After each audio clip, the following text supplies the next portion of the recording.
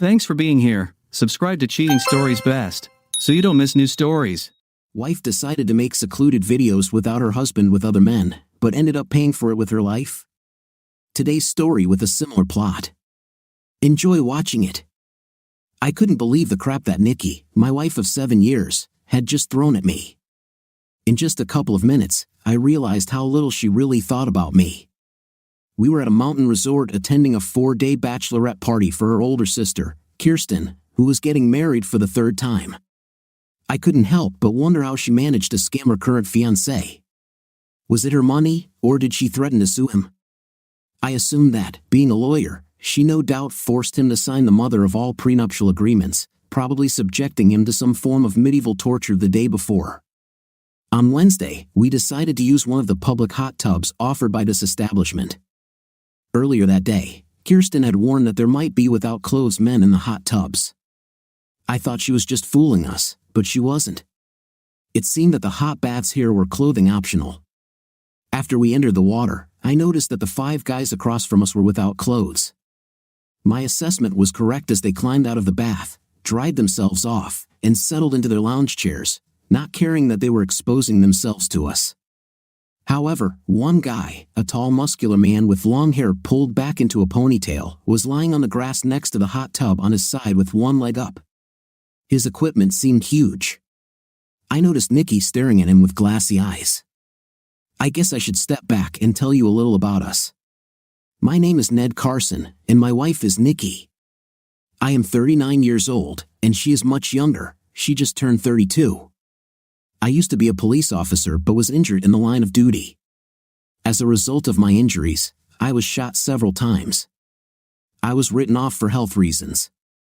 This was before I met Nikki. She was one of the physical therapists who worked with me to help me learn to walk again.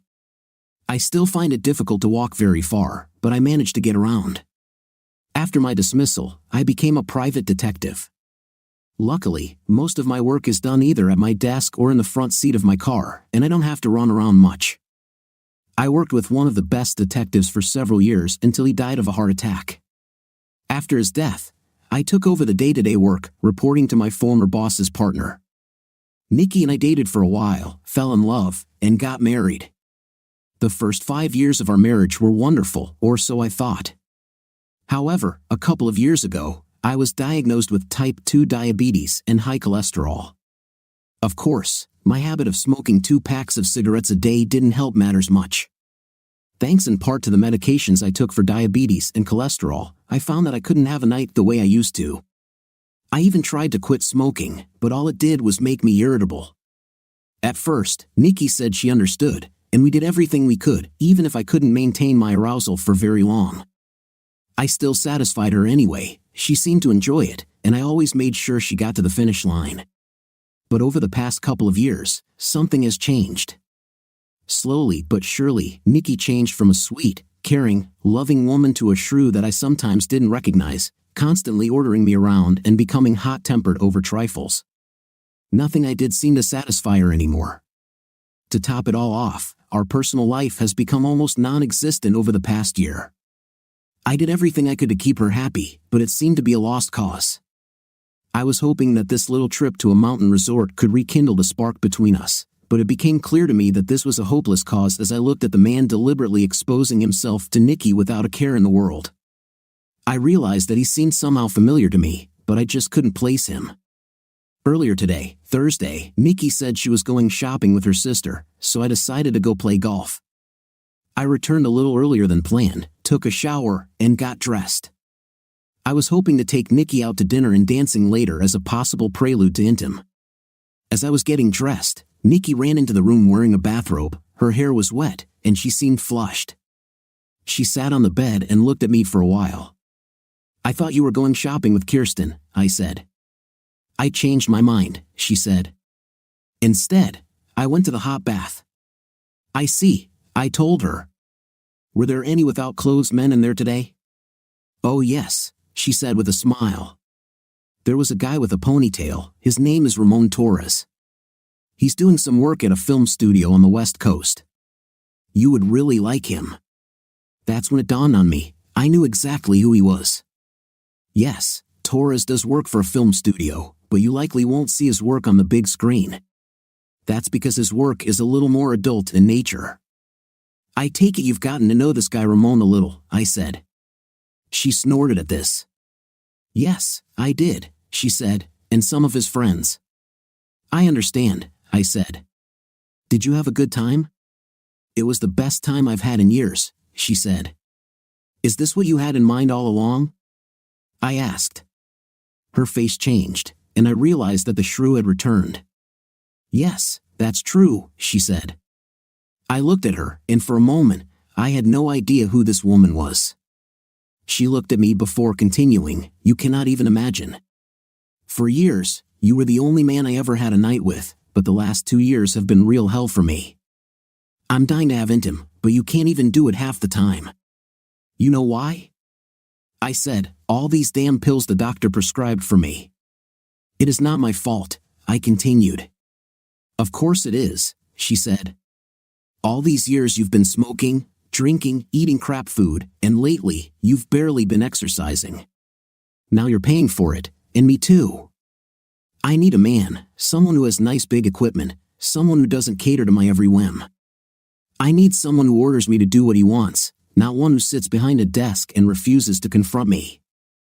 I felt like I had just been punched in the gut. I couldn't believe what she was saying. I shook my head and wondered if this was all just a nightmare. However, she wasn't done yet.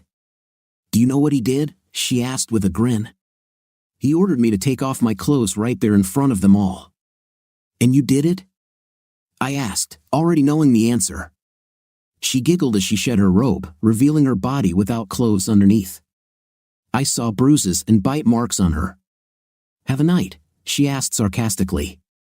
No, everyone. I even 3 of them at the same time, and yes, I allowed them all to film me. And you know what else? No, I said quietly, trying to contain my anger. What? They're all heading here now, and they're going to be senseless right here in this bed while you watch, she said. I stood up and walked to the closet, where I grabbed my suitcase. What are you doing? She asked. Are you going to run away like a little weakling? I took a breath before answering and counted to 10. Now I remembered what it was about Ramona that drove me crazy.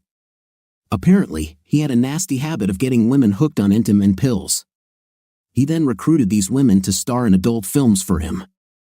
Once he was done with them, he usually kicked them out onto the streets where they eked out a miserable existence as fallen women, having intim with anyone for the next fix. The morality guys tried unsuccessfully to take him out of the game several times over the years. If you were smart, you would run away too, I said. But you're not too smart, are you?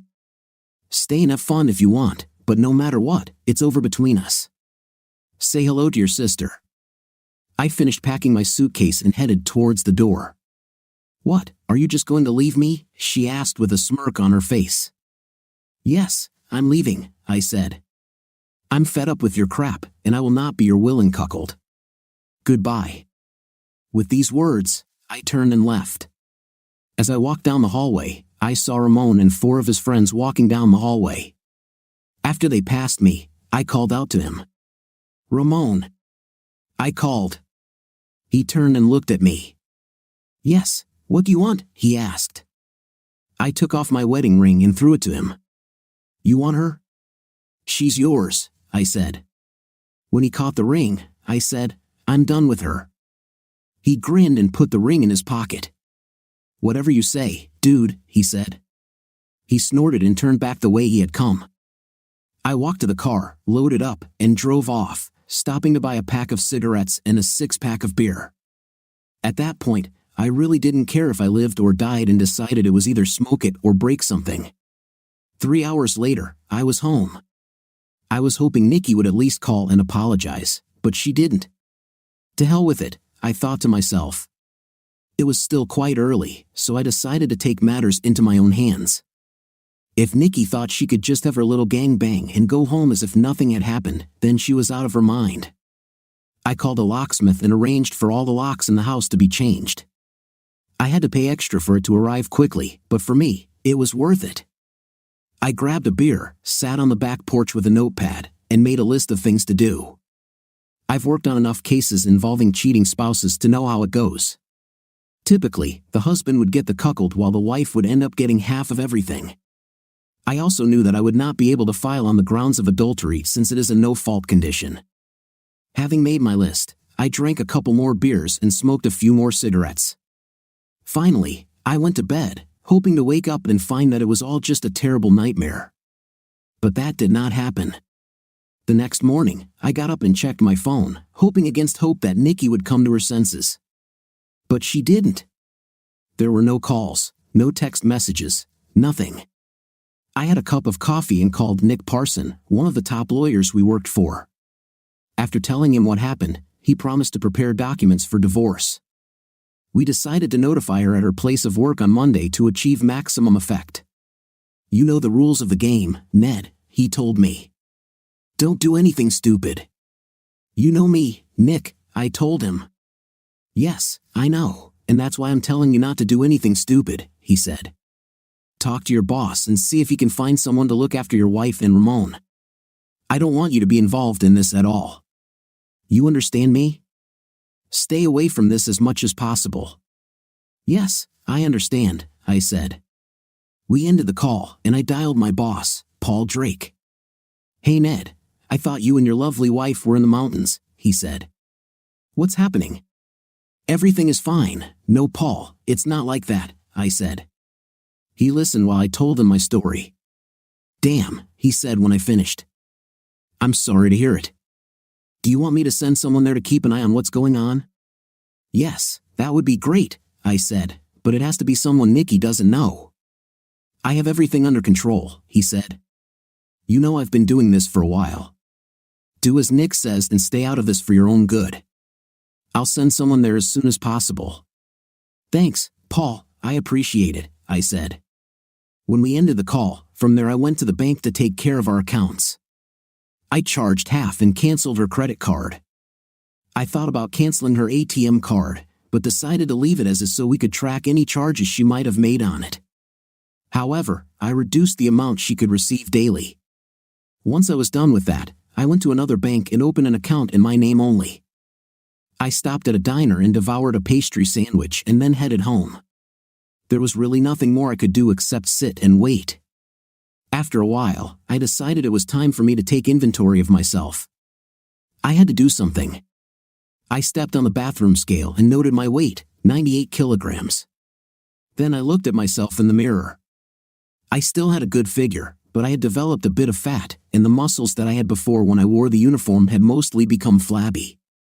No wonder Nikki didn't want to have intimate with me anymore, I thought. Heck, I wouldn't want anyone having a night with me at the moment. I remembered the doctor telling me that my diabetes would be easier to manage if I could get my weight below 200 pounds. He even gave me a nutrition guide, but I basically ignored it, thinking I was simply too young for that kind of thing. However, now I have changed my mind. Maybe in a way, Nikki was right. I allowed myself to get into this state, but damn it, she didn't have to do what she did. If she really loved me, I reasoned, she would have said something sooner. I decided right then and there to change everything. Grabbing the phone book and a pack of cigarettes, I headed out to the back porch and looked for gyms. I found one or two and decided to check them out.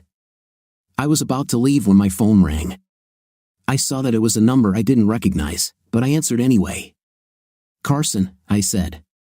After answering, a female voice was heard at the other end of the line. "Ned, where are you?" the woman asked. I recognized Kirsten's voice. We hadn't spoken much in the past, and I was a little surprised that she called. "Nikki told me you left last night," she said. "Yes, I left last night," I said. "Why do you ask?" "Well, we were just wondering what happened," she said.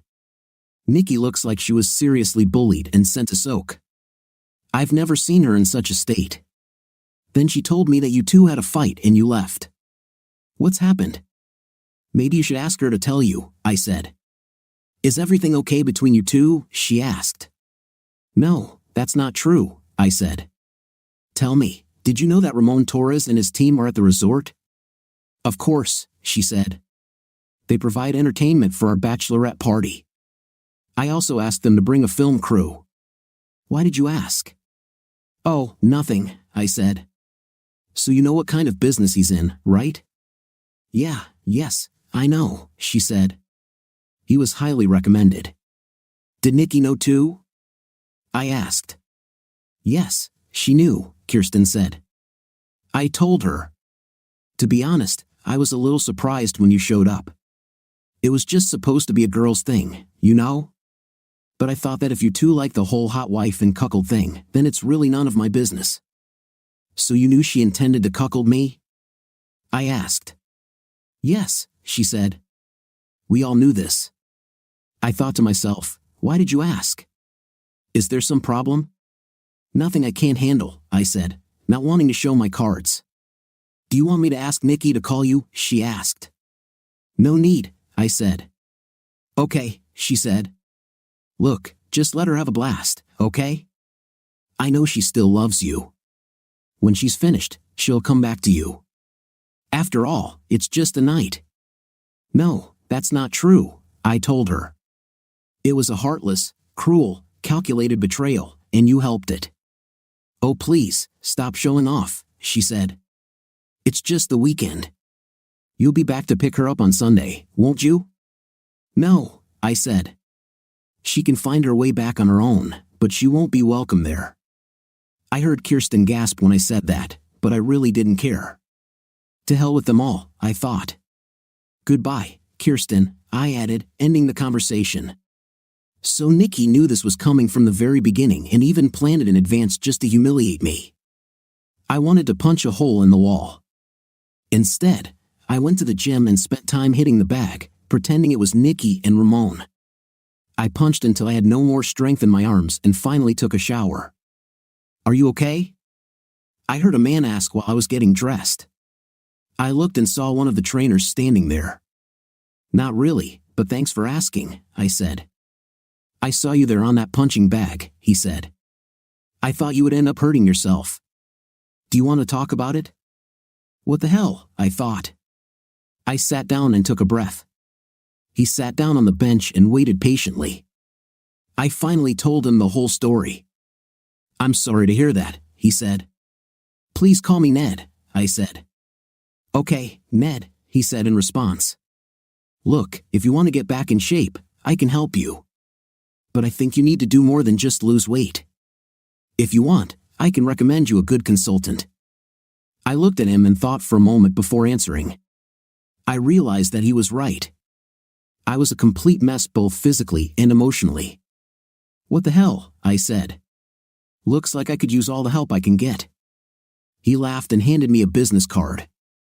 Rose Carlson, counselor, the sign read. Call her, he said.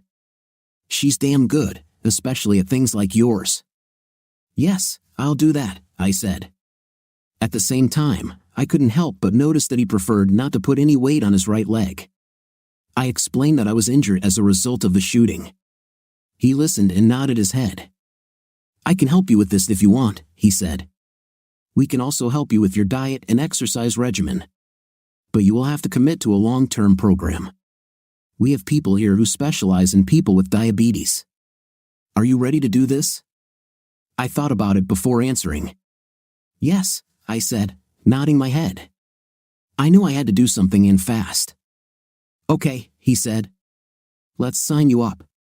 By the way, my name is John. John Green, he extended his hand, and I accepted it. Ned, I told him. Ned Carson, he repeated. I've heard this name before. Wait, now I remember. You were the cop who saved my grandmother's life during a bank robbery. This was what, 8 years ago or so? It was a robbery during which I was shot. It's nice to finally meet you.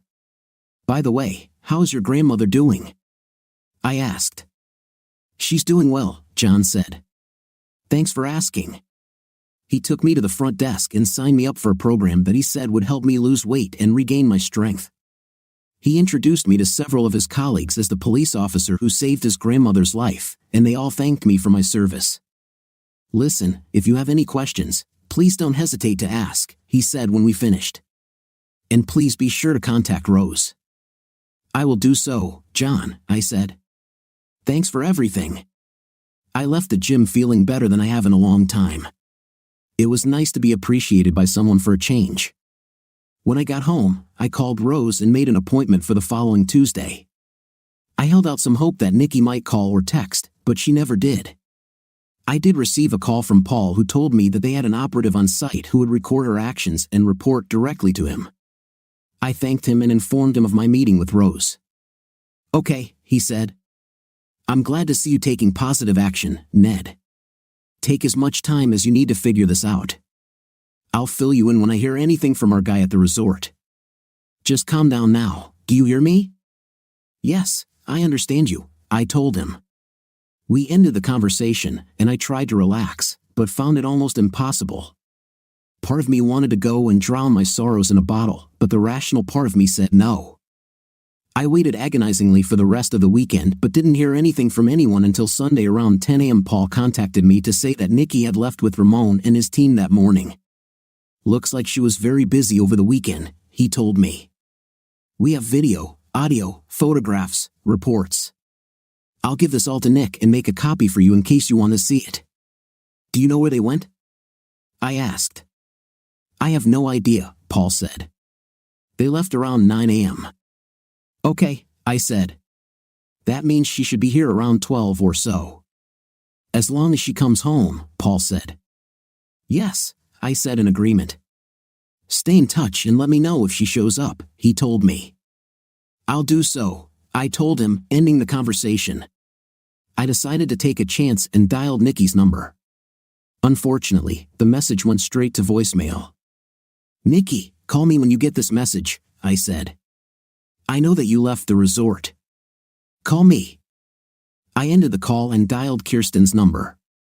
She answered after the third ring. "Kirsten, this is Ned," I said. "Yes, I know," she said. "You missed one hell of a party, Ned." "Somehow I feel like I haven't really missed that much," I told her. "As I understand it, Nikki left with Ramon." "Yes, they left early this morning," she said. "Do you know where they were going?" I asked. "I have no idea," she said. "I'm not my sister's keeper. I assumed they were heading to your house, but I'm not sure. Do you really care whether she comes home or not?" I asked. "Hey, don't be harsh with me," she said. "Nikki is a grown woman and she can do whatever she wants and go wherever she wants with whomever she wants. If she decides not to come home, that's not my problem. Now get lost." With these words, she ended the conversation. I put the phone back in my pocket and sat in the living room, waiting. It's amazing how slowly time passes when you look at the clock.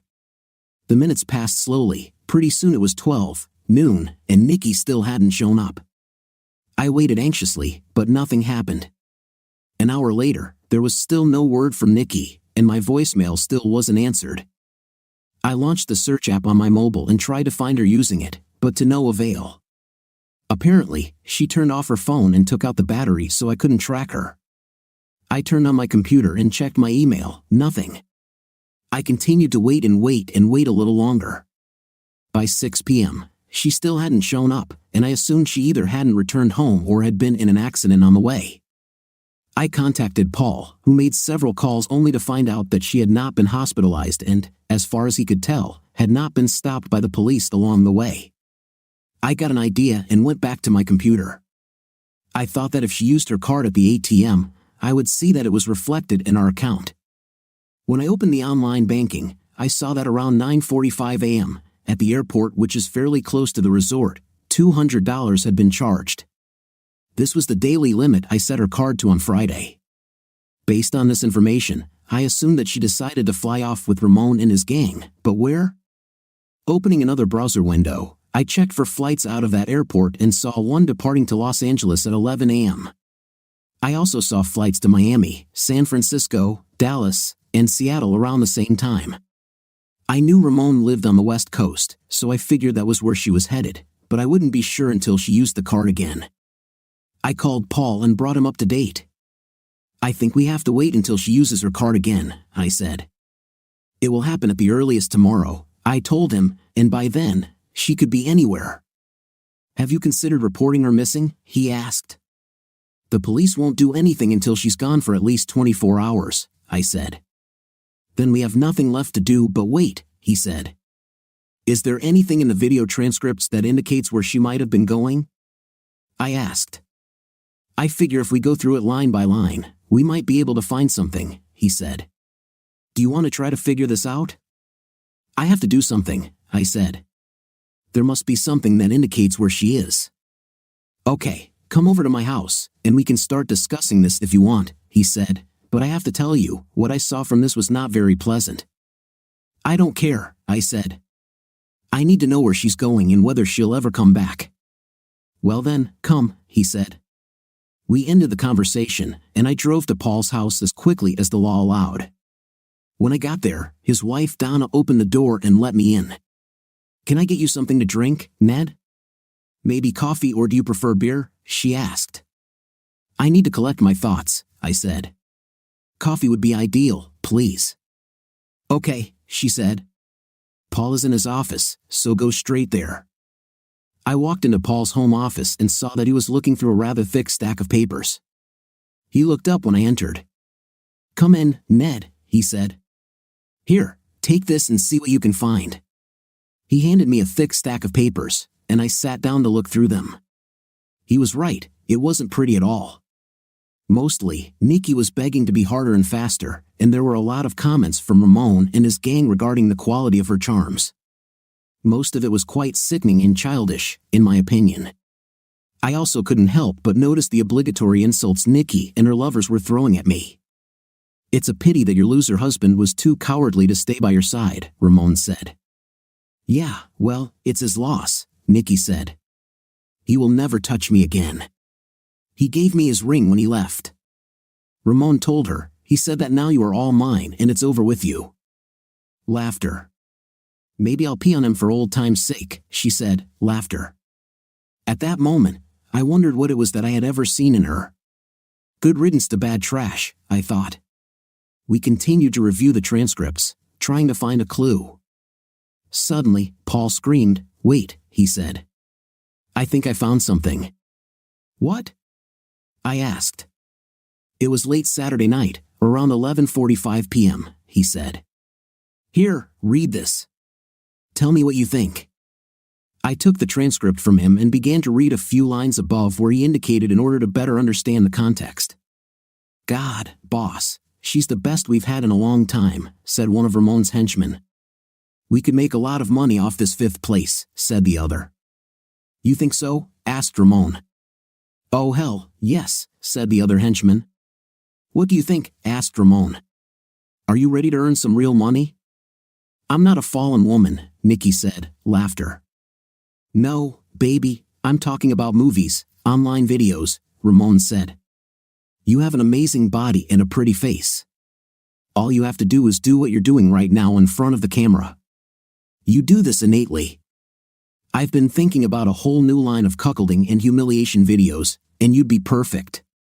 Yes, when can I start? She asked. We can leave right after the party if you want, Ramon said. We will give you a nice apartment in Los Angeles, and you will work exclusively for me. Of course, I get a cut of everything, but you could make a hell of a lot of money if you make enough videos. Can I have some more of that white stuff you gave me earlier? She asked. And a little of this ecstasy? Whatever you want, baby, he said. You mean I get as much intim as I want and I get paid? She asked. And I will humiliate losers like Ned? That's right, said Ramon. Count on me. What about your loser husband? Asked one of the footmen. Are you going to tell him? To hell with him, she said. He'll never see me again. When are we leaving? Tomorrow morning, said Ramon. We leave here at 9 a.m., go to the airport, and then fly west. Hell yes, she said. Let's do it. I returned the transcript to Paul. Do we have this on video? I asked. Hold on, said Himes. Let me just take the disc and turn it on. He pulled out one of the discs and inserted it into his computer, then played the video, redirecting it to the timestamp in the transcript. He looked at me before starting. Are you ready for this? He asked. Let's get this over with, I said. He started the video, and I saw that it was filmed through the window of Nikki in my room. She was lying on the bed without clothes, Ramon was next to her, and they were surrounded by his lackeys, one of whom was holding a camera. Next to them was a tray containing several shots of what appeared to be cocaine. I could tell by the way she was acting that she was high on something, probably cocaine. I looked closer to see if I could spot anyone else, but I couldn't. I wouldn't be surprised to see Nikki's sister at the center of it all. We watched the video accompanied by the transcript. After they finished talking, they had group intimate again. "I've seen enough," I said with disgust. "Turn it off." Paul turned off the video and looked at me. "Well," he asked. "She's clearly doing this of her own free will, even though she's high on cocaine and God knows what else," I said. "So there can be no talk of kidnapping. And I didn't see Kyron anywhere in this video, so it's doubtful she knows anything. Even if she knew, she wouldn't say. But we must still make a good faith effort to find her. So, can you notify her? Do you know anyone in Los Angeles, Paul?" "You know I have connections everywhere," said Paul. "I'll make a few calls and see what we can come up with. When you find her, please let me know. I want to be the one to give her the documents." "No way, Ned," Paul said. "This won't happen. I know you've been in a lot of pain, but you shouldn't get deeper into this than you already are. I know you. You'd do something stupid, and I'd have to fly out there to get you out of jail. You stay right here. Let Nick and I take care of this. So help me God, I will revoke your license if you even think about leaving." Okay, I said, raising my hands. "I'll be a good boy. I promise." "Damn better," Paul said. "Let me make a few calls, and then I'll contact Nick. Don't worry, I'll make sure you're up to date. Now go home, have a beer, relax, and watch TV. In fact, why don't you take a few days off?" "I can't do this, Paul," I said. "I have a business. I have everything under control." "Consider this an order," said Paul. "You're on vacation effective immediately." "Okay," I said. "I'm on vacation. I'll be a good boy and go home." We shook hands, and I headed out, thanking Donna for the coffee. I thought about having a beer again but changed my mind and drove home. This was good because I heard the house phone ring as soon as I entered the living room. "Hello?" I said when I picked up the phone. When I saw Kirsten's number pop up, I pressed the button on my answering machine to record the call. "Hi, Ned, this is Kirsten," she said. "Yes, I know," I told her. "And you should know that I am recording this conversation. I hope you do not mind." "Not at all," she said. "If I were in your place, I would probably do the same." "What do you want, Kyron?" I asked. "I just heard from Nikki," she said. "She asked me to represent her interests if you file divorce papers against her. Do you know where she is?" I asked her.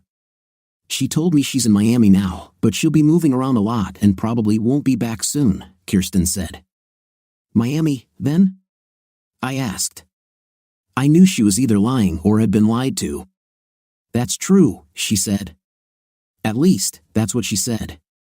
She tells me that you will probably divorce her." "This is true." "As we speak, documents are being drawn up," I said. "When they are ready, send them to me," she said. "I'll send you my address by email." "I'll pass this on," I said. "Did you know that she intended to leave me to become an adult films for Ramon Torres?" "No, Ned, I didn't know that," she said. "I know you don't have a very high opinion of me, but it's the honest truth. I thought she was just going to have a night with him to make you jealous enough to do something about it. But I didn't know she would leave you." I was shocked when she told me about this. "I happen to know that you are a fundamentally good person, Ned, so please accept my apologies." "Did you know about the pills he used on her?" I asked. "Cocaine and ecstasy?" "Well, I knew about ecstasy, but not about cocaine," she said. "We all took some ecstasy that night, but I didn't see any cocaine. You know what he does with the girls he recruits, right? He makes films for adults," she said. "He specializes in gangbangs, cuckoldry, and humiliation. He decided to start a new series featuring more mature amateur women like Nikki, but I didn't know that he had his eye on her. You didn't answer my question, I said. Do you know what he does with them? I don't understand you, she said. Don't play dumb, Kyron, I said. He will use them up, burn them down, then he throws them out into the streets where they are forced to have a night with anyone in order to get their next fix. This is what is in store for your sister. How long do you think she'll last? Is this a concern on your part? Oh, please, I said sarcastically. No matter how much I hate her now, I wouldn't wish this on anyone, even you. Where's your concern for your sister? Not that it's any of your business, but I'll take her in before I let this happen to her, she said. Make sure she knows that, I said. From what I know about him, he'll probably break up with her in 5 years, maybe less. I hope you have a spare room at hand. You don't have to worry about the size of my place, she said. All I need to know is what you want in a divorce. You'll find out soon enough. Very good, she said. Do you want me to give Nikki a message? No, I said. I have nothing to say to her at the moment. Well then, I guess we have nothing more to discuss, Ned. Once again, I'm sorry. Sorry this happened, she said. Ask your lawyer to send the documents directly to me. Any communication will be carried out through me, she said. Goodbye, Ned. We finished the conversation, and I stopped the recording. I called Nick and told him what she said. Representing the interests of his own sister right after facilitating her actions, he said. Wow, isn't this unethical? I asked. No, not at all, said Nick, but in my humble opinion, it doesn't look very good. We'll send Kyron a copy of the documents, but I want to see if we can track down your wife and notify her in person. There's too much of a chance that Kirsten will conveniently not deliver the documents to her sister and then claim that she was never properly notified. Do you think she would really do that? I asked. Oh, yeah, Nick said. You'd be amazed at some of the things I've seen her do. I'll talk to Paul and see if we can find Nikki. If not, we will do what is called divorce by publication. What is this? I asked. Well, when a spouse leaves and cannot be found, we can pay to publish the document in a newspaper where she will likely see it at least once a week for 4 weeks, he said. If it turns out to be in the Los Angeles area as we believe, we will publish it both here and in the LA Times. This way, we can show the court that we went through all the necessary hurdles to notify her. This is in addition to sending a copy of the documents to Kirsten, right? Absolutely right, Nick said. Just because we're sending it to her doesn't mean Nikki will be notified. We talked for a while longer before ending the call. I had a snack, smoked a cigarette, and went to bed. Over the next few weeks, we monitored Nikki's ATM card usage and determined that she was most likely located in the Long Beach, California area. Paul contacted his contact in Los Angeles and learned that investigators had spotted her at several nightclubs where she had performed on stage, but they had been unable to pin her down to any specific location. Pat Silva, Nikki's supervisor at the clinic where she worked as a therapist, called to ask about her since she hadn't bothered to show up for work. I calmly told her that Nikki had decided to change her profession. What do you mean by career change? Asked Pat. Didn't you hear? I asked. She decided to start filming adult films. What? Pat asked incredulously. She wants to be an adult film star and a pill addict? I'm sorry, but it's true, I said. She's somewhere in Southern California chasing her dream right now, as we speak. I'm surprised she didn't tell you, Ned, Pat said. You better not be kidding me. I'm sorry, but it's true, I said. So she won't come back, right? Asked Pat. I would be very surprised if she did that, I said. Okay, I'll process her final payment and fire her, she said. Is there an address where I can send this? For now, you can just mail it here, I said. I'll give this to her lawyer. Okay, Ned, she said. I'm sorry to hear about it. We will miss her. Thanks, Pat, I said, ending the conversation. I received Nikki's last paycheck and forwarded it to Kyron, as promised. I didn't know if she ever passed that on to Nikki, to be honest. I didn't care. I began my consultation with Dr. Rose. She was a very good consultant and listened to what I had to say. At first, I thought she was going to give me a lot of psychobabble or maybe even blame me for what Nikki did, but much to my surprise, she didn't. By the end of the first month, I started to feel much better. My time at the gym was also quite beneficial. I was able to lose a few pounds and develop a diet that I could actually live with. JN helped greatly, and soon I was able to see the old me begin to reappear in the mirror. Nick was busy too. After drafting an extremely one-sided petition for divorce, he published it in the local newspaper and in the LA Times twice a week for 4 weeks. Towards the end of the 4th week, he kindly sent a copy to Kirsten, who was not very happy. She demanded to meet with me and Nick as soon as possible. "What the hell does this all mean?" she asked when we met in his conference room. "This is an insult, not a request for divorce. What the hell are you trying to achieve by demanding a 75-25 split without any support? The real insult is what your client did to her husband, with your help, I might add. Since your client has decided to walk away from the marriage, my client and I both believe this is the most appropriate response," Nick said. "She didn't even bother to take care of moving her things out of my client's house.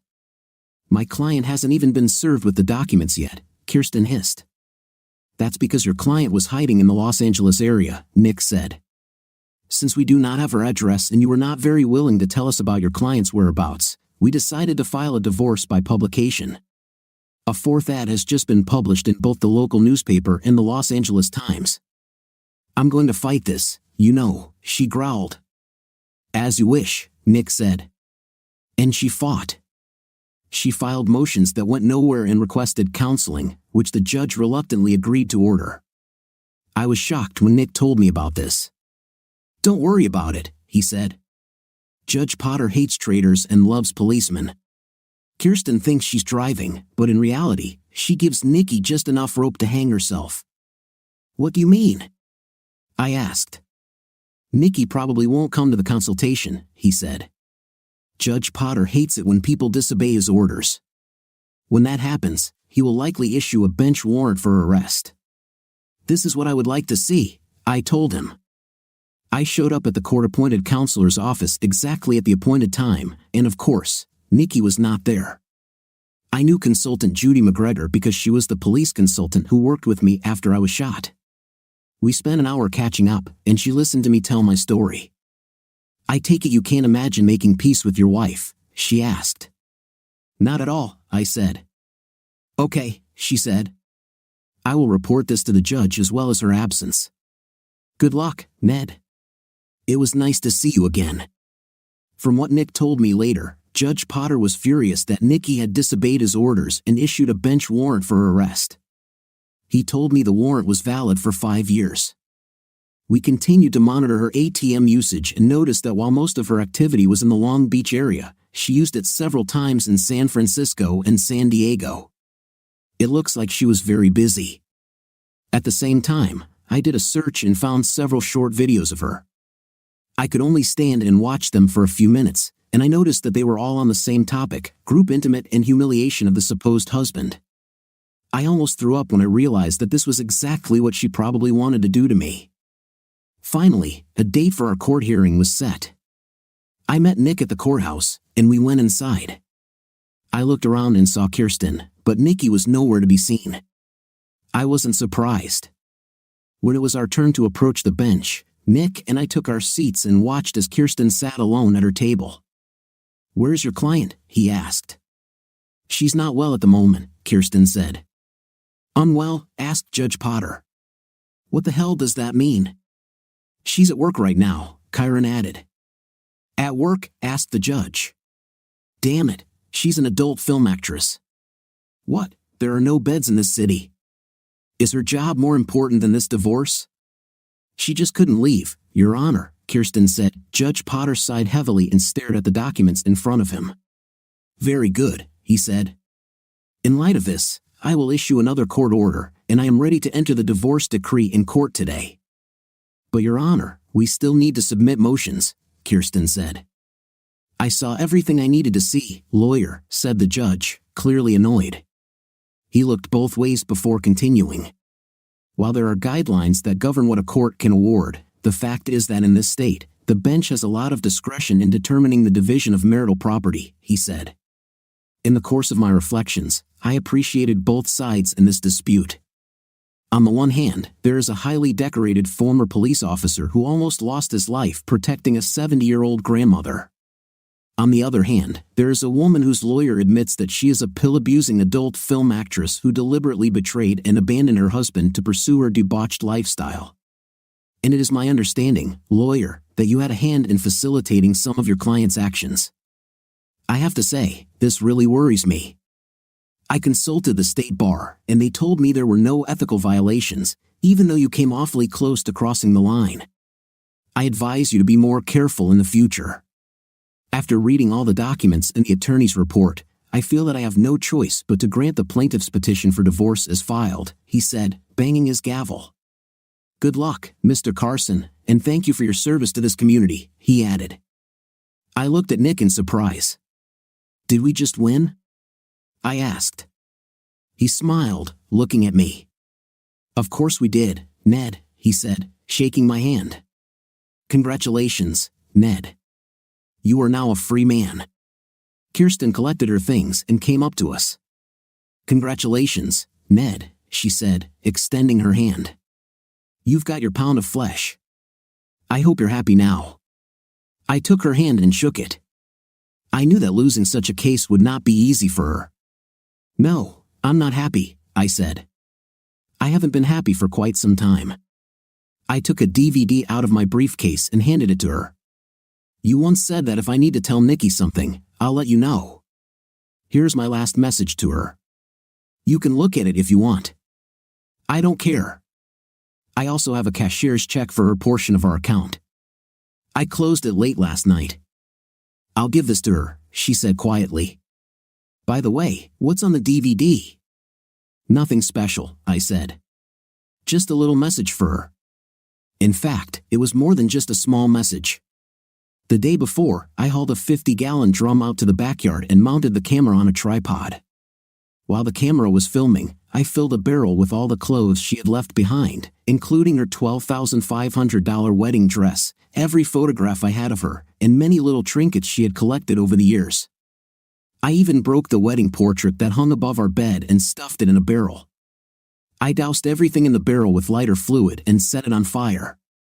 While it was burning, I spoke into the camera. Nikki, I began. There was a time when I would have taken a bullet for you. I loved you with all my heart the entire time we were together, and I had hoped that we could grow old together. Unfortunately, you had other plans, so this won't happen. I've seen some of your work on the internet, and I can't help but think that this is what you intended to do to me. This won't happen either. Don't ask if we can ever be friends. Friends don't do what you did, and don't ask me if I will ever forgive you, because I won't. I just hope that one day you wake up and smell the coffee before it's too late. Goodbye, Nikki, I said before leaving the camera to record the final destruction of everything she had left in the house. Life continued after Nikki. I redecorated the house, banishing everything that even slightly reminded me of my ex-wife. I continued my consultations with Rose and worked out at the gym 3 days a week. I even stuck to the diet we made together and threw my cigarettes in the trash. A couple of months later, I weighed myself and discovered that I was now 84 kilograms. I still had a lot to do, but I felt better than I had in a long time. The only thing I was missing was the female companionship I once had with Nikki. And then it happened. I was at the local market buying some groceries when I ran into her, literally. It was an accident. I wasn't looking where I was going and crashed into her with my cart. When I realized what I had done, I apologized profusely and came face to face with the most charming smile imaginable. Needless to say, I was disarmed. For a second, I forgot to breathe. Then I introduced myself and noticed that she wasn't wearing any rings. She accepted my apology and told me her name was Brenda Wilkins. We started talking, and somehow I managed to invite her to dinner. Much to my surprise, she agreed. As it turned out, Brenda was a widowed doctor. Her husband and young son had died in a car accident several years earlier while returning from a family camping trip. I expressed my condolences and told her about my divorce from Nikki. Somewhere in all of this, I mentioned my diabetes and what the medications did to me. She nodded her head in understanding. "I've encountered this before," she said. "Look, why don't you come to my office with your meds, and let's see what we can do about it." I made an appointment and brought all my medications. She was shocked when she saw everything. After drawing some blood, she suggested making a few changes, and I felt a difference almost immediately. Of course, she explained, my diet and exercise had a lot to do with it, and giving up cigarettes was a huge help. The first time we slept together, I felt like a completely different person, and for the first time in more than 2 years, I felt satisfied. The next morning when I woke up and saw Brenda's pretty face, I knew there was no way I could give this up. She covered my face with kisses when I asked her to marry me. After we got married, we sold our houses, pooled our money, and bought a new house in a newly developed area. We both decided that it would be nice to start over so that nothing would remind us of the past. A little over a year after we got married, Brenda gave birth to twins, a boy named Christopher and a girl named Julie. Life went on as usual with the Carson family, and I discovered that I loved being a father. One day, about 10 years after we got married, there was a knock on the door. I opened the door and saw Kyron standing on the porch. "Ned, good to see you again," she said. "It's good to see you, Kyron," I replied. "Please come in." She entered and looked around. I invited her to sit down and introduced her to Brenda and the children. "So, what brings you here, Kirsten?" I asked. "This is Nikki," she said. "You were right about Ramon," I said. "What's happened?" "It took about 5 years, but he eventually used her up just like you said," she told us. "She ended up on the street, doing magic tricks to support her addiction. Unfortunately, women of easy virtue of her age do not live long on the streets. She managed on her own for a while, but eventually ran out of money and became homeless. She was found unconscious in an alley and taken to a rehabilitation center. I found out about this a few months ago in order to bring her here. She has cancer, and it doesn't look like she'll last long." "I thought you said you'd never let her get to that point," I said. "We lost touch with each other about 6 years ago," she said. "Los Angeles authorities contacted me, and I flew out to see her. She doesn't look good." "I'm sorry to hear that," I said. "What do you want from me?" "She wants to end this," Kirsten said. "She wants to see you one last time. I know you don't think highly of her or me, but I hope you find the strength to see her one last time. Please." It was something new. Kirsten asked for a favor. I looked at Brenda and saw concern on her face. "What do you think?" I asked her. "Kyron is right, honey," she said. "She needs to calm down, and honestly, you think so too." "How serious is cancer?" she asked Kyron. "That's bad," Kyron replied. "By now, the infection has spread throughout most of her body. The doctor said that if they had caught the disease much earlier, they might have been able to cope with it, but now it is too advanced. They say she may live for a few more months or even a few hours." "Okay," I said. "I'll go see her." "I'll go with you," Brenda said. I agreed and took out my phone to arrange a babysitter. Carla, a teenage girl who lived next door, often helped us and, as it turned out, was free. After she arrived, Brenda and I followed Kirsten out. When we got to the hospice, Kirsten showed us Nikki's room. I was shocked when I walked in. I didn't even recognize her. Her thin, frail body had many tubes embedded in it, and her face was blotchy and discolored. It was as if all the beauty she once possessed had been sucked out of her. She opened her eyes as I stood next to her bed. "Ned," she croaked, and a tear rolled down her face. "Is this really you? You look so good."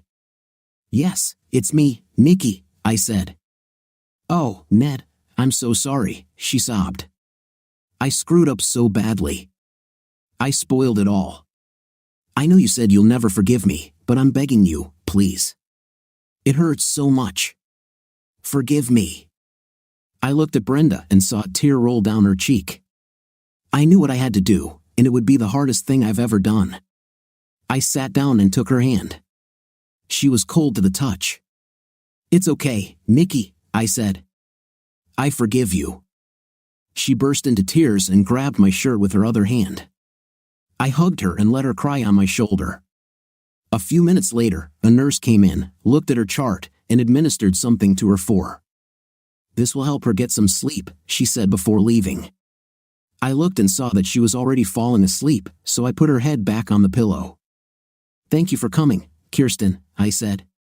"You're welcome," she said, nodding her head. "How long will you stay here?" I asked. "I'll stay until the end," she said quietly. "I have a laptop, and I work remotely.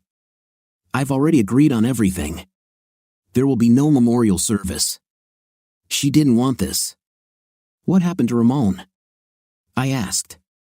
She opened her purse and pulled out a folded piece of newspaper. "After he kicked her out, he hired another girl," she said. "Her husband didn't take it too kindly and killed him quite brutally." I quickly looked through the article. "Disfigured?" I asked Kyron. "Yes," she said. "Wow," I said. "And they know for sure that her husband did it?" "Yes," she said. "He was seen leaving the warehouse. The jury found him not guilty on the grounds of temporary insanity." "I can understand that," I said. "I wanted to do this with him myself." "I'm sorry, Ned," she said. "For all." "Yes," I said quietly. "Anyway, we both felt bad after watching that video you gave me," she said. "I never really thought about intimate outside of marriage until I saw this video. Until then, it was just something I did for my own satisfaction. After I watched this video, my opinion changed. I never truly understood how much it hurt to be deceived or how expensive it could be," she added, glancing at Nikki. "Thanks to you, I am no longer the woman I was 10 years ago." "I'm glad to hear that, Kirsten," I said. "Take care of yourself, Ned," she said, hugging me, "and take care of my ex-brother-in-law," she told Brenda, hugging her back. "We will," Brenda said, hugging her back. We got out and returned to the car. "Are you okay, Brenda?" I asked as we fastened our seat belts. "Yes, I'm fine," I said, starting the car. "Karma, this could really be unbearable," I thought as I headed home. What do you think of our story today? As for me, the situation is quite sad from the husband's side because to find out what he found out would not wish even an enemy. What do you think? Write in the comments. See you in the next video.